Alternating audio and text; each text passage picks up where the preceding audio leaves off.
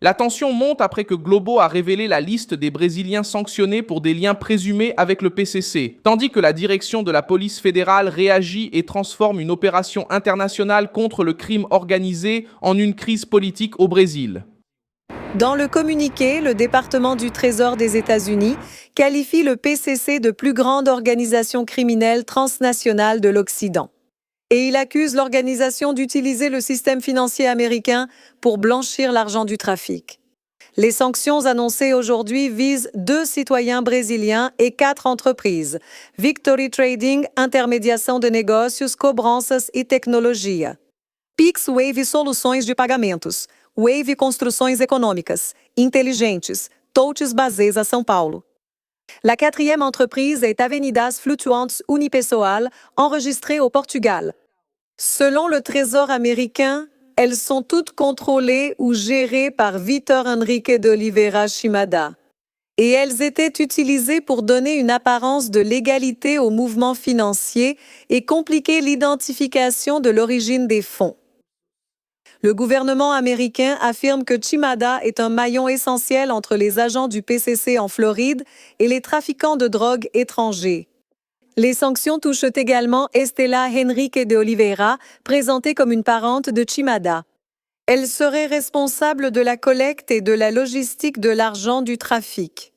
Le gouvernement des États-Unis a annoncé le 1er juillet 2026 des sanctions contre Vitor Henrique de Oliveira Chimada et Estela Stephanie Nunes Henrique de Oliveira, 3 entreprises brésiliennes et une entreprise au Portugal, affirmant que ce groupe faisait partie d'un réseau utilisé pour blanchir l'argent du trafic et transférer des fonds pour le premier commandement de la capitale.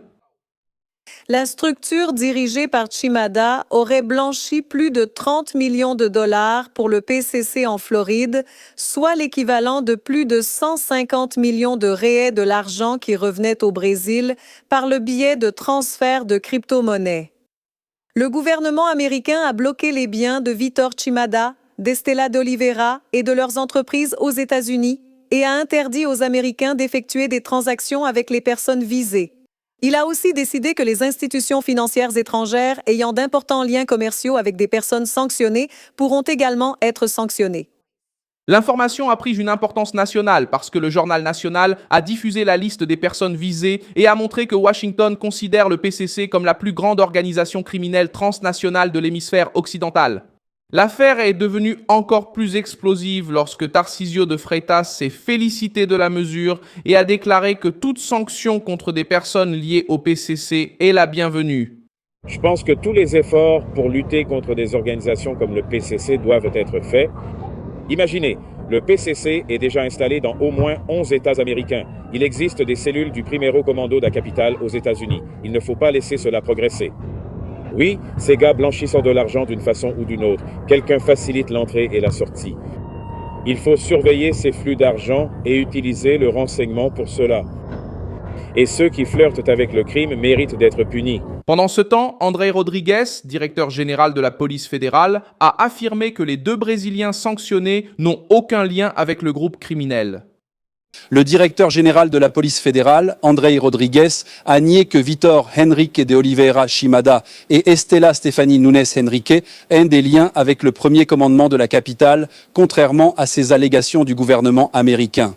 Le gouvernement brésilien évite une réaction publique trop forte, mais juge la situation préoccupante, craignant qu'elle ne touche d'autres secteurs économiques et le système. Eduardo Bolsonaro est aussi intervenu dans la réaction politique, niant avoir demandé des tarifs contre le Brésil et affirmant que sa pression visait à pousser les élites brésiliennes à influencer la Cour suprême fédérale. C'est là que la question reste en suspens. Que révèle cette liste? Pourquoi la police fédérale a-t-elle réagi? Comment le gouvernement Lula va-t-il expliquer cet embarras? Je vais tout te raconter tout de suite. Si tu aimes ce genre de contenu direct et sans détour, pense à t'abonner parce qu'ici il y a des vidéos comme ça tous les jours. En pratique, les biens et intérêts de ces personnes et entreprises qui se trouvent sous la juridiction des États-Unis sont bloqués et les citoyens ou entreprises américains ont l'interdiction de faire des transactions avec eux, sauf autorisation spécifique. Washington affirme que Chimada était le maillon clé entre les opérateurs du PCC basés en Floride et les trafiquants étrangers. Selon le Trésor américain, le réseau aurait blanchi plus de 30 millions de dollars de fonds illicites générés dans plusieurs villes des États-Unis et utilisé des crypto-monnaies pour envoyer des fonds au Brésil. L'accusation désigne également Estela comme une parente et une associée proche des entreprises et a utilisé des crypto-monnaies pour envoyer des fonds au Brésil. Activité dans les services logistiques pour la collecte d'argent liquide. Le gouvernement américain n'a pas traité l'affaire comme un simple soupçon. Il l'a traité comme faisant partie d'un système de criminalité transnationale qui utilise des entreprises, des comptes, des technologies financières et des routes internationales pour dissimuler de l'argent sale. Le point le plus important est venu lorsque le Trésor américain lui-même a décrit le PCC comme la plus grande organisation criminelle transnationale de l'hémisphère occidental et a déclaré que la faction représente une menace réelle et croissante à l'intérieur du territoire. Le communiqué a cité une activité particulièrement en Floride, le blanchiment d'argent du trafic de drogue et une expansion mondiale avec une présence significative dans des pays comme le Royaume-Uni, la Turquie et le Japon. L'administration américaine a également indiqué que des actions récentes des autorités brésiliennes ont révélé qu'une opération de blanchiment contrôlée par le PCC, utilisant un réseau de distribution d'appareils électroniques chinois et une plateforme de commerce électronique chinoise, a permis de blanchir plus de 190 millions de dollars en 7 mois. La réaction de Tarcísio de Freitas a été rapide. Le gouverneur de São Paulo a affirmé que la sanction est bienvenue et a défendu tous les efforts internationaux contre des organisations comme le PCC. Je pense que tous les efforts pour lutter contre des organisations comme le PCC doivent être faits. Imaginez, le PCC est déjà présent dans au moins 11 États américains. Il existe des cellules du Primero Commando da Capital aux États-Unis. On ne doit pas laisser cela s'étendre. Oui, ces gars blanchissent de l'argent d'une façon ou d'une autre, quelqu'un facilite l'entrée et la sortie. Cet argent qui entre et qui sort doit être surveillé. Nous devons utiliser le renseignement pour cela. Et ceux qui flirtent avec le crime doivent être punis. Donc, la sanction des personnes liées au PCC est la bienvenue. Tout est fort. Et une autre chose, c'est un crime transnational. Ce n'est pas un crime qui est aujourd'hui limité aux frontières d'un État ou du Brésil, c'est vraiment un crime international. Ils sont en Amérique du Sud, ils sont en Europe, ils sont aux États-Unis. Donc, tout cet effort international de lutte contre ces organisations doit aussi être mené. D'autant plus que ces organisations, le trafic international de drogue, détruisent la société.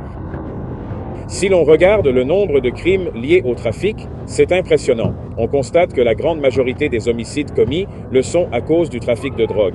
Donc, c'est une plaie qu'il faut combattre.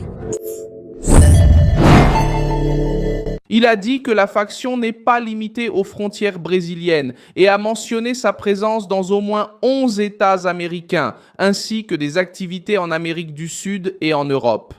La déclaration a été faite à São Paulo, lors de l'inauguration de la place du Triomphe, dans le centre de la capitale Paulista. Tarcísio a considéré l'affaire comme une victoire dans la lutte contre le crime organisé. Et il a placé le problème là où il pèse vraiment. Il ne s'agit plus d'une faction cachée dans une prison, mais d'une machine internationale d'argent, d'influence et de peur. La déclaration d'André Rodrigues a ravivé la dimension politique de la crise. Le directeur général de la police fédérale avait déjà qualifié d'erreur technique la décision des États-Unis de classer le PCC et le Commando Vermelho comme organisations terroristes étrangères. Maintenant, selon un reportage citant une interview accordée à un média, Andrei a également affirmé que Vitor Shimada et Stella Stefani n'ont aucun lien avec le PCC, ce qui contredit directement la position des autorités concernant le PCC. Pour les critiques du gouvernement, la situation est devenue difficile à expliquer. Pendant que les États-Unis bloquent des biens, identifient un réseau de blanchiment, mentionnent des opérateurs en Floride et placent le PCC au centre du crime transnational. La direction de la police fédérale apparaît en train d'essayer de minimiser l'importance du lien signalé par Washington. Le ministère de la Justice a également réagi avec inquiétude. La secrétaire nationale à la justice, Maria Rosa Guimarães Lulu, a affirmé que le gouvernement ne défend pas les criminels, mais craint des effets indirects sur les personnes et les institutions financières brésiliennes. Elle a également déclaré qu'elle ne croit pas aux mesures unilatérales et que les États-Unis auraient utilisé des informations et des concepts produits au Brésil. Cette justification a ouvert un autre front de contestation, car si les informations proviennent d'enquêtes brésiliennes, la question politique devient encore plus pressante. Pourquoi le gouvernement semble-t-il plus gêné? Gêné par la sanction américaine plutôt que par la structure financière qui aurait servi au PCC? Le cas de Shimada faisait déjà l'objet d'autres enquêtes au Brésil. Il a été placé en détention provisoire en décembre 2024 dans le cadre d'une enquête sur le blanchiment d'argent liée à l'affaire Corinthian et Weidbet. Ensuite, en janvier 2025, il a été assigné à résidence pendant une courte période et a obtenu un habeas corpus contre le paiement d'une caution, selon les enquêtes et les informations divulguées en janvier. Il a été condamné par la 4e tribunal pénal fédéral de São Paulo à 5 ans de réclusion en régime semi-ouvert pour blanchiment d'argent. Mais il reste en liberté, sans porter de bracelet électronique, et il lui est interdit de quitter le Brésil. L'enquête brésilienne n'affirme pas qu'il soit membre du PCC, mais indique qu'il aurait des flux financiers croisés avec des personnes et des entreprises mentionnées dans des enquêtes sur la faction. Eduardo Bolsonaro est intervenu sur un autre aspect de la crise. Il est clair que nous n'avons jamais demandé de tarifs, ni maintenant, ni l'année dernière. J'en ai toujours parlé. L'année dernière, j'ai dit « faisons de ce citron une limonade ». Alors, pressons les élites brésiliennes pour qu'elles frappent à la porte de le tribunal suprême fédéral. Parce que Trump a été clair, n'est-ce pas, qu'il impose des tarifs au Brésil à cause de la persécution de Moraes, à cause de la censure qui se produit dans le pays, qui a eu lieu d'ailleurs lors de l'élection de 2022 et maintenant ce n'est pas différent. N'est-ce pas, on voit la presse de désinformation dire que le Brésil a été taxé alors que le Brésil n'a pas été taxé, qu'il y a une recommandation précisément pour ces raisons. Après une année d'enquête, la section 301 a conclu que le Brésil censure la liberté d'expression, évidemment, n'est-ce pas? Toujours les conservateurs, seulement les conservateurs, qu'il existe une persécution politique, qu'il y a un manque de lutte contre la corruption de la part du gouvernement Lula, et c'est cela qui pousse les États-Unis à recommander une taxe. Mais avant que cette taxe ne soit appliquée, parce qu'elle dépend de la signature de Trump, les États-Unis suivent la procédure légale appropriée, contrairement à la Cour suprême brésilienne, et ouvrent une audience publique.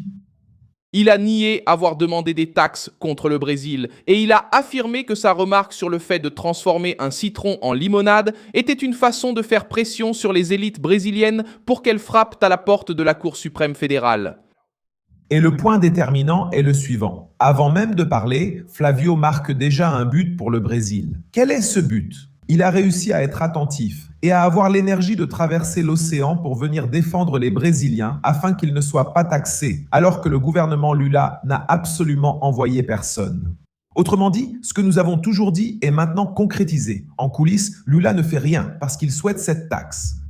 Vous n'avez aucune idée des conversations ici avec les autorités américaines. Les gars, franchement, n'en reviennent pas.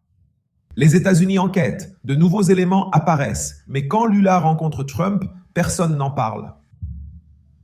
Lula, il va simplement pour dire « Trump, arrête de te disputer avec la Chine. Trump, respecte la souveraineté de l'Iran. Trump, ne fais rien contre le Venezuela. Regarde Cuba. » Donc le gars va défendre les dictatures. Non. Au moment le plus précieux où il a l'occasion de parler avec le président de la plus grande puissance économique et militaire du monde. Regardez tout ce qu'il pourrait dire, tout ce qu'il pourrait négocier, tout ce qu'il pourrait demander. Et lui, il y va et non. Pour toi, pêcheur qui souffres encore aujourd'hui à cause des tarifs, ou pour toi qui exportes du bois, de la pierre, du minerai de fer, etc., toi, que tout ça explose. Pourquoi? Parce que Lula pense que si Trump impose des tarifs contre le Brésil, Lula pourra en tirer un avantage électoral, essayer de dire qu'il est le défenseur de la souveraineté nationale contre l'attaque yankee. Alors que, de l'autre côté, n'est-ce pas, Flavio veut ses droits de douane parce qu'il a récemment rencontré Trump. C'est un mensonge et c'est prouvé. Flavio va aux États-Unis pour défendre le Brésil parce que Lula n'en a rien à faire du Brésil. La déclaration tente de démonter le récit utilisé par les adversaires qui essaient de lui faire porter la responsabilité des mesures économiques américaines contre le Brésil. Globo a mis la liste au centre de l'actualité et a mis en évidence un fait gênant pour Brasilia. Ce n'était ni un blog, ni une déclaration isolée, ni une provocation sur les réseaux sociaux. C'était une décision formelle du gouvernement des États-Unis publiée par le département du Trésor avec des noms, des entreprises, des bases légales et des effets financiers. Qualifier la sanction d'exagération politique se heurte à la gravité de l'accusation. Selon Washington, le réseau visé par la mesure transférait des fonds illicites pour le PCC, utilisait des crypto-monnaies et reliait São Paulo à des opérateurs en Floride. Cela change le niveau de la conversation. La crise empire car le crime organisé n'est plus seulement un problème de sécurité, mais devient central dans la lutte pour le pouvoir, l'argent et la réputation. Le PCC a été placé par les États-Unis sur une liste de menaces transnationales. Tarcísio a célébré l'action. Eduardo Bolsonaro s'est défendu de l'accusation d'avoir demandé des tarifs. La direction de la police fédérale a contesté le lien entre les sanctionnés et la faction. Le gouvernement Lula a tenté de parler de prudence, d'effets indirects et de coopération. Sauf que la liste est déjà publiée, les noms ont déjà été révélés et le message américain a déjà été donné. Quiconque est désigné comme soutien financier du PCC peut être poursuivi en dehors du Brésil. Si le PCC est devenu une menace internationale, pourquoi tant de gens au pouvoir semblent-ils plus effrayés par la sanction que par l'organisation criminelle? Merci beaucoup d'avoir regardé cette vidéo jusqu'à la fin. Soutenez notre projet et contribuez financièrement via la clé Pix qui apparaît à l'écran. Nous sommes une chaîne indépendante, attachée à vous informer en vous disant la vérité. Votre contribution nous aide à rester debout.